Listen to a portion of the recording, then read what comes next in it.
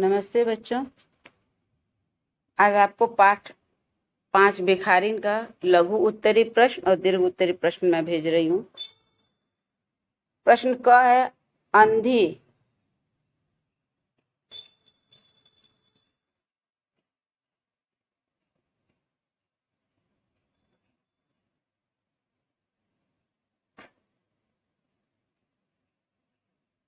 अंधी अपना गुजारा किस प्रकार चलाती थी? उत्तर लिखेंगे आप। अंधी, ये आंधी लिखा बच्चों, ये अंधी होगा। अंधी अपना गुजारा भीख मांगकर चलाती थी। प्रश्न ख, इस कहानी में सेठ जी के बारे में क्या बताया गया है? इस कहानी में सेठ जी को प्रसिद्ध और धर्मात्मा व्यक्ति बताया गया है, परंतु साथ ही साथ उसका दूसरा व्यक्तित्व भी दर्शाया गया है जो एक लालची और बेईमान है। प्रश्न ग, अंधी भिखारी ने सेठ जी से डरते हुए क्या कहा? उत्तर, अंधी भिखारी ने सेठ जी से डरते हुए कहा, मेरी जमा पूंजी में से 10-5 रुपए दे दीजिए। प्रश्न घ, अंधी बुढ़िया को किस बात ने विवश करके पुनः सेठ जी के पास पहुंचा दिया? उत्तर, अंधी बुढ़िया ने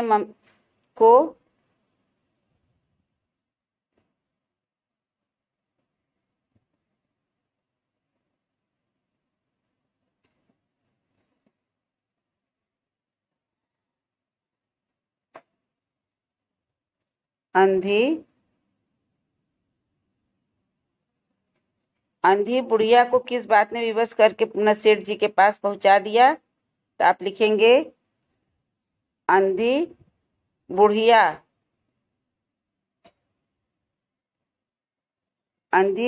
को ममता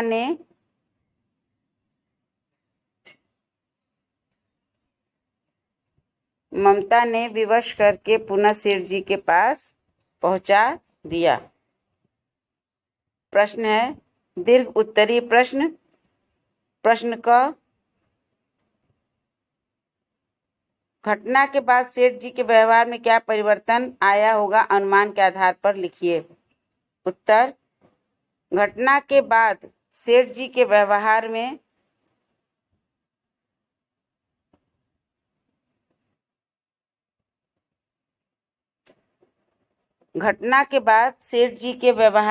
आश्चर्यजनक बदलाव आया जब उन्होंने जाना कि अंधी बुढ़िया के पास जो बच्चा है उनका खोया हुआ बच्चा है, तो सेठ जी बुढ़िया के आगे अपने बच्चे की जिंदगी की भीख मांगने लगे। घटना के बाद सेठ जी के व्यवहार में आश्चर्यजनक बदलाव आया जब उन्होंने जाना कि अंधी बुढ़िया के पास जो बच्चा है उनका खोया हुआ बच्चा है, तो सेठ जी बुढ़िया के आगे अपने बच्चे की जिंदगी की भीख मांगने लगे। प्रश्न ख है, ऐसा धर्मी व्यक्ति भी भला कहीं झूठ बोल सकता है? अंधी की सोच के आधार पर सेठ जी के दोहरे व्यक्तित्व पर प्रकाश डालिए। उत्तर, सेठ धर्मी होने का दिखावा करता था, उसके अंदर तो एक अधर्मी और बेईमान सेठ छिपा था। बुढ़िया उसे एक धर्मी व्यक्ति मानती थी। उसका यह विश्वास था कि धर्मी व्यक्ति कभी भी बेईमान नहीं हो सकता, परंतु जब सेठ से अपना धन लेने गई तब उसे सेठ की बेईमानी का पता चला। प्रश्न ग, सेठ जी को अंधी के पास किस विवशता में जाना पड़ा? उत्तर, सेठ अपने बच्चे के ममता में विवश होकर अंधी के पास गए, क्योंकि उनका बच्चा अंधी को ही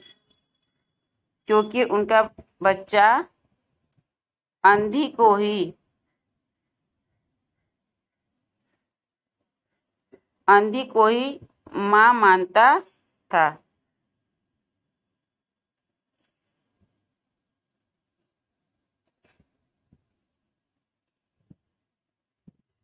मां मानता था, ये हो गया उत्तर ग का।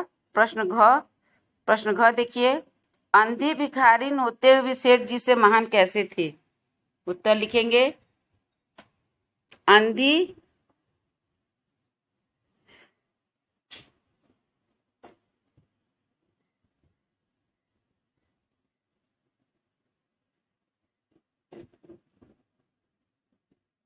अंधी सेठ जी से महान इसलिए थी, अंधी सेठ जी से महान इसलिए थी क्योंकि वह बच्चे को यह जानते हुए भी कि उसका बच्चा नहीं उसे अपना मानती थी। बुढ़िया ने बच्चे को बचाने के लिए हर कोशिश प्रयास किया, यह जानते हुए भी कि जो सेठ उसे दुत्कार रहा था वह बच्चा उसी का बेटा है। फिर भी वह उसे बचाने के लिए सेठ के साथ उसके घर गई, अतः भिखारिन सेठ जी से महान थी। प्रश्न अंग, इस समय सेठ याचक था और वह दाता थी। कहानी के आधार पर कथन की सार्थकता सिद्ध कीजिए। सेठ के पास लाख धन संपत्ति रहते हुए भी वह अपने बच्चे को नहीं बचा पा रहा था क्योंकि उसका बेटा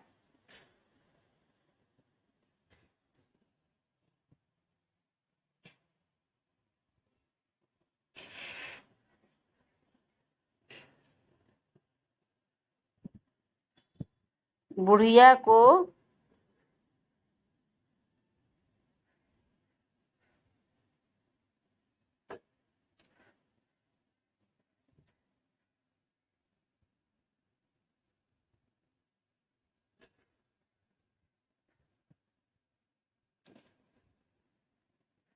बुढ़िया को ही माँ मानता था, बुढ़िया को ही माँ मानता था और वह उसी के लिए उदास था।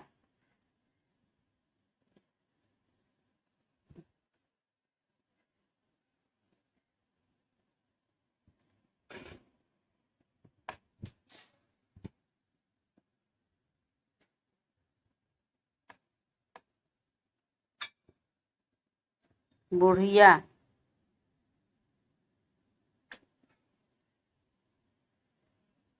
बुढ़िया सब कुछ भूल कर वह बच्चे को अपना प्यार दुला देने के लिए सेठ के घर गई। इस दृश्य ने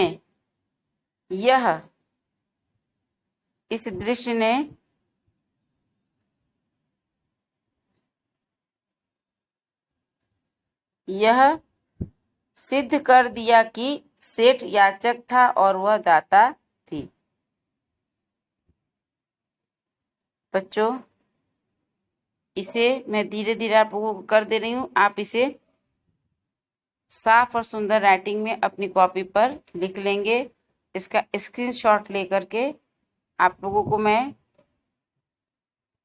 आप इसे स्क्रीनशॉट ले लीजिएगा और लेने के बाद आप इसे जूम करके अपनी कॉपी पर लिख सकते हैं। इसके बाद आपको एक और पार्ट भेज रही हूँ इसका। किसने कहा, किससे कहा, और नीचे के गद्यांश का ध्यानपूर्वक पढ़कर उसे संबंधित प्रश्नों के उत्तर दीजिए। पहला का होगा अंधी भिखारिन सेठ जी। ने और से लिखने की जरूरत नहीं है, वो उस पर खुद ही ऊपर लिखा है किसने किससे, तो आप अंधी भिखारिन सेठ जी। कैसी जमा पूंजी, पहला है बाबूजी अंधी पर दया हो जाए, अंधी भिखारिन सेठ जी। कैसी जमा पूंजी, कैसे रुपए, मेरे पास किसी के रुपए जमा नहीं है, सेठ जी भिखारिन। 2 वर्ष हुए, मैं आपके पास धरोहर के रूप में रख गई थी, दे दीजिए, बड़ी दया होगी, भिखारिन सेठ जी। नहीं तो इस नाम का 1 पाई भी जमा नहीं है, मुनीम सेठ जी। हाँ बेटा, तुम्हें छोड़कर कहाँ जा सकती हूँ, भिखारिन बच्चे से। इसके बाद बच्चों ये गद्यांश है, इसे भी आप लोग अपनी कॉपी पर लिख लेंगे। किसने कहा, किससे कहा, इसे कॉपी पर नहीं लिखेंगे आप। अंधी ने झोपड़ी में एक हांडी गाड़ रखी थी, संध्या के समय जो कुछ रुपए भीख में मांग कर लाती उसमें डाल देती और उसे किसी वस्तु से ढांप देती, इसलिए कि दूसरे व्यक्तियों की दृष्टि उस पर न पड़े। अंधी बुढ़िया ने हांडी किस प्रयोजन से गाड़ रखी थी? आप उत्तर लिखेंगे, अंधी बुढ़िया ने हांडी रुपए पैसे रखने के प्रयोजन से गाड़ रखी थी। बुढ़िया हांडी में क्या क्या डालती थी? बुढ़िया हांडी में रुपए पैसे डालती थी।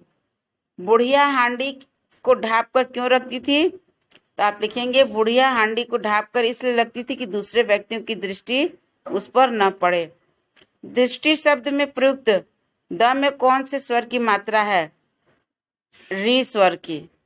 री स्वर की मात्रा या री की मात्रा है। री को आप सिंगल यूनाइटेड कॉमा में, जैसे द सिंगल यूनाइटेड कॉमा में, उसी तरह से री को भी आप इन्वर्टेड कॉमा में करेंगे।